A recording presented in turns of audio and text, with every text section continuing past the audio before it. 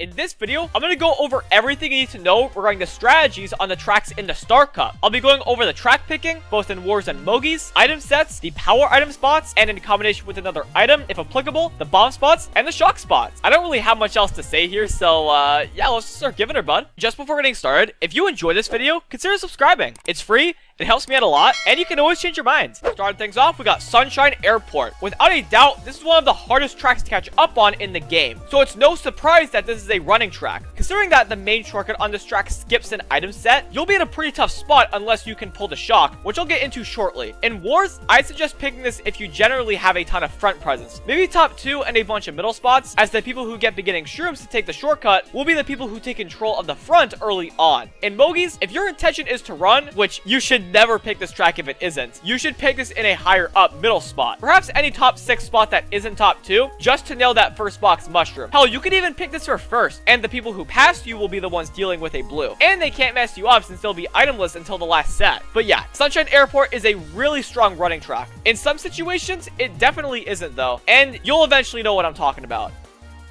On this track, you have 3 item sets. The first set is your average first set of item boxes, 6 single boxes to naturally get the race flowing. If you're in a middle spot and want to take control of the front by shrooming up in the shortcut, this is a very important set to pick up a box from. Now, this next quote-unquote item set is all over the place. You have 3 ramps you can trick off of, and I suppose the placement of these item boxes corresponds to each ramp. Your tight line will set you up for the tight 2 single boxes. You can go out of your way for the wide 2 boxes, with the left one being a double, or you can take the top path where there are 4 single boxes. However, and this is why this is such a strong running track, if you're trying to catch up with shrooms, you may feel inclined to skip the second set and take the shortcut. It is a terrible situation to be in. Lastly, as you go off the glider ramp, you have 5 single boxes with a double box to the very left. It's a very appealing double though, so just keep that in mind before giving her full throttle, specifically for that double box.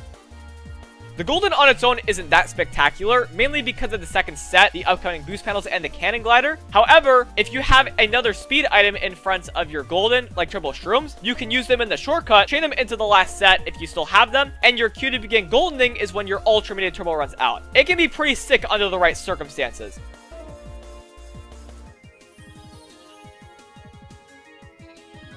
You can also apply the same principle to the star strat if you have the item to do so. But with the star alone, you just want to chain it into the last set, and it'll last until you get out of the ending shortcut. It's pretty basic, but considering you're using it over a massive target shock section, it's pretty solid.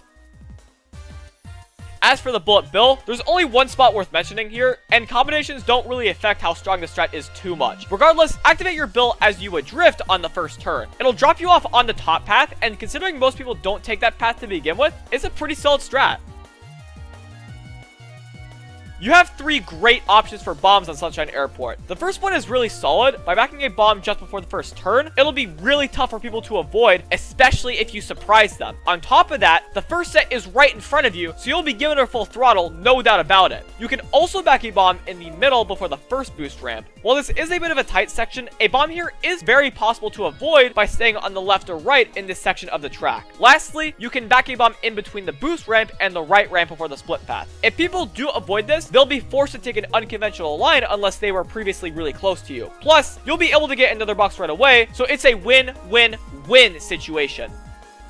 Now, as I mentioned earlier, such an airport can be a really strong running track, but in some scenarios, it definitely isn't. Let's talk about the shock spots. The first one is only for target shocking, as you want to shock as many people as possible over the cannon glider. The worst case scenario for them would be to get the respawn behind the glider ramp. If you somehow are able to target shock your desired opponents and chain into the second set, you can be giving her full throttle. But yeah, this shock spot can do wonders in a 66 situation. Not so much for Mogies, but it'll get you closer to the front. As for the next shock spot, you have 2 scenarios. The first one, more beneficial in 66, would be target shocking as many opponents as you can over the next glider section. While it is closer to the end of the race, they won't get another item box, so it has its benefits. The second scenario, which is more beneficial in Mogies, would be chaining yourself into the last set. You might not target shock as many people, but you'll be one of the only people with an item or 2 going into the last push of the race. So it's pretty sick. This is why Sunshine Airport can quickly shift to the side of the people in the back if a shock is in play. Otherwise, it is a beast of a running track. But for now, it's time to yeehaw on Dolphin Shoals.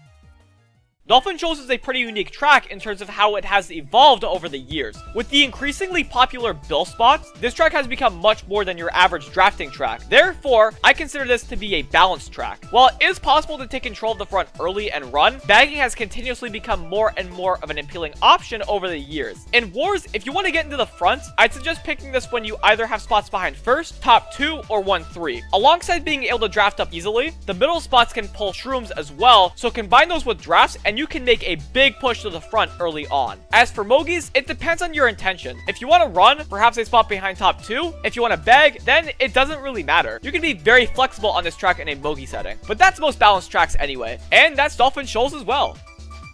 This track also has 3 item sets, and they all have some value at the very least. Unlike Sunshine Airport, nothing special at the first set, just your good old 6 single boxes to get the race going. After the split path, you have 7 boxes just before the eel section, 5 single boxes and 2 double boxes, 1 on the left and right of the middle box. While these are very appealing since they are 2 doubles, it isn't as hard to pick one up. Just keep that in mind though, in case someone switches up and snags the double you're looking for. And at the last set, you have 4 single boxes with a double box right of the very left single box. You've got to be careful here though, since you have to go pretty wide for this one, and missing it can be really devastating. It can be really important for you to snag this double as well, so yeah, be on your game if you're in the pack as you approach this double. It could make or break your race. You can use whatever item you want before or after the golden strat, but I wouldn't suggest using this anywhere else if you're in a solid spot. By beginning to golden where you would shroom on the glider strat, you'll be able to do the glider strat, so yeehaw, and your golden will last until you approach the first set. It's pretty solid. This star strat can be pretty lethal if you can combine it with shrooms to take the glider cut. On its own, it's alright, but the fact that you won't get target shocked and you won't have to worry about anything on the glider, it's an entirely new beast. And of course, you cannot miss the bill strats here. The best bill strat involves activating your bill as you pass the finish line. It'll drop you off right before the second set, which can come in real handy.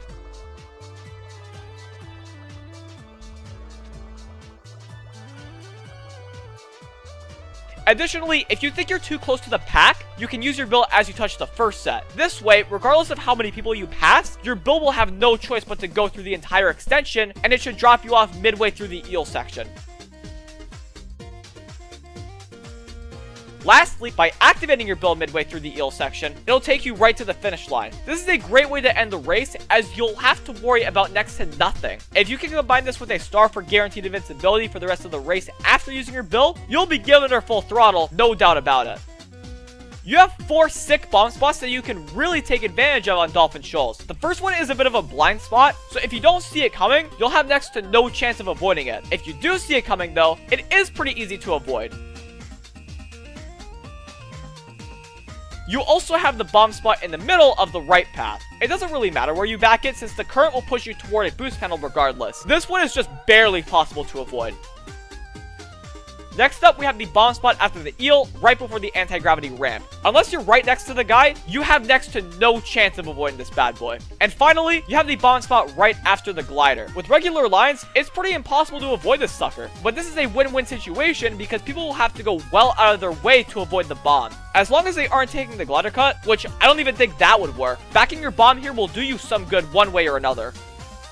While shocking at the second set will give you more time to catch up, I feel like chaining shock into the last set will do a lot more damage. If you're really far behind with shock though, you definitely shouldn't wait this long, but if you find yourself to be pretty close to the pack, using your shock at the last set will give no one who gets shocked in front of you the opportunity to take the glider cut, which is huge at the end of the race. This shock spot is super situational, but under the right circumstances, it does wonders online. That's all there is to Dolphin Shoals though. Let's get her going on Electrodrome.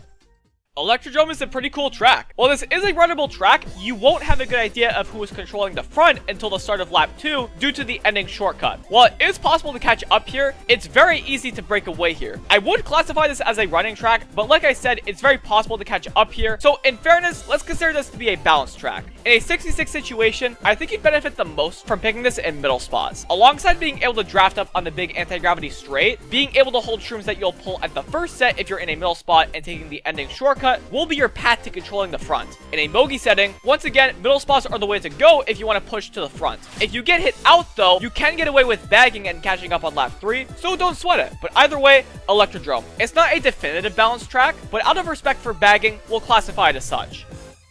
Once again, there are 3 item sets on this track. 5 if you want to count the sets on the green and pink paths individually. First of all, the first set, your average starter with 6 single boxes. Nothing too fancy here. On the pink path, the second set has 2 single boxes with a double box on the very right. On the green path, the double box is on the very left. This is the tightest section of the track, so don't be surprised if you have to slow down or drive unoptimally if you really need a double box here. At the last set, on the pink path, you have 5 single boxes with a double box right at the very left box, and this is almost the same on the green path, but there are only 4 single boxes. Either way, you have to go pretty wide for the double box, so make sure you can nail it without losing too much if you need 2 items.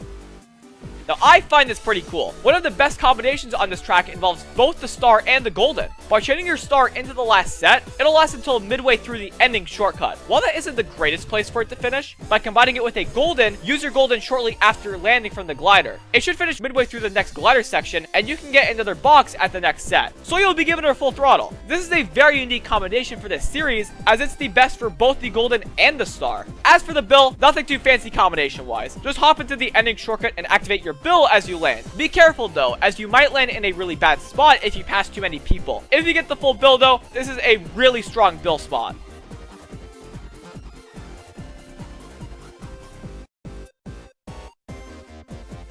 You've got a couple cool bomb spots on this track. The first one can be used on either the green or pink path, and I'd recommend backing it after the coins, as people will have already committed to whichever path. You can always wait longer if needed to guarantee a hit though. This one is unavoidable, so you'll be given her full throttle. Next up is backing a bomb before the glider. While you can go around this one, if people have shrooms, they could waste one because you bombed them, or just because they had to go really wide to avoid it. It's another win-win situation. But the best bomb spot after the last set is right before the shortcut. While the bomb did kind of lag here, in most scenarios, your opponent shouldn't have a clear eye of the bomb before going into the shortcut. In most cases, you'll be given her full throttle with this bomb spot. As for the shock spot, this is as strong as the Dolphin Shoals shock spot if there were more track in between the finish line and the last set on that track. That's all but a problem on Electrodrome though. By chaining your shock into the last set, you could have a chance at target shocking some people in front of you, and the people who don't dodge won't be able to take the ending shortcut, which is great for you. This shock spot can do some serious damage online, and it definitely is a high tier shock spot in my opinion. This is also a shock spot that can completely flip the race in a 66 situation. But regardless, that's all there is to Electrodrome. Let's get the job done on Mount Wario. Mount Wario can be a really tough track to catch up on. While it isn't impossible, your only hope of catching up is capitalizing on the items you get on Section 2. You won't be able to do so much on Section 3 unless you've already caught up to the pack. Otherwise, this is without a doubt a running track. While the shot can do some damage at the very end, in general, if you're running the whole way through on Mount Wario, you have a very good chance of winning the race. In a 66 situation, you could pick this with a few top spots and especially some middle spots. A lot of people like to shroom at the beginning to take control of the front early, so if that's your team, then you'll be in a great situation in the race. In Mogies, if your intention is to run, I'd suggest picking this in a middle spot and hoping to pull a mushroom. If you don't want to leave it up to chance though, you could pick this in first. While you won't keep first, you also won't get blued and will likely be at the front of the pack, which is still solid. Either way, Mount Wario is a very strong running track. Since this is a section-based track, naturally there are quite a few item sets. The first set is your average first set, just 6 single boxes. It's really important to pick one of these up if you're in the middle and looking to control the front early. The second set is just after section 2 begins, with 4 single boxes and a double box in the middle. Be on your game after the set, because it can get hectic really quickly. You'll want an item or two to work with yourself. Next up is the item set midway through section 2. You have 5 single boxes with a double box just left of the right boxes. You'll have to go pretty wide for this one, so just keep that in mind. Before the next set, if you take the snow cut, you can get a box on the glider. Afterwards, if you didn't take the glider, you can stay in your regular line and get a box here. And if you did take the glider, hit the wall and dive down. You have 4 single boxes with 2 double boxes in the middle. Naturally, these double boxes are very appealing because they are easy to get. So just keep that in mind. Going into section 3, you have 4 single boxes with a double box left of the very right box. Once again, you'll have to go quite out of your way for this bad boy. As you enter the bump section of the track, there are 4 single boxes with a double box in the middle. This is a very important set in the race, so make sure you can nail at least one item. And lastly, as you go off the glider, there are 2 single boxes and 2 double boxes, one on the left and one on the right. So stay on your toes if you're right behind some people.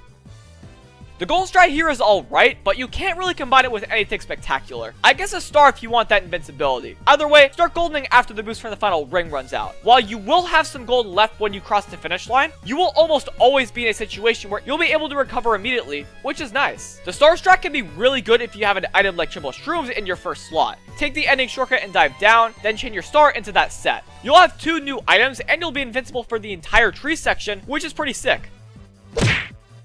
And the bill strat is pretty basic for the most part, but it'll also keep you invincible in the tree section, which is nice. Use your bill as you hop into the snow cut, and it'll drop you off on the straight before the first set on section 3. It's pretty solid for what it's worth, especially considering if you use the bill at any point on section 3, it's pretty useless.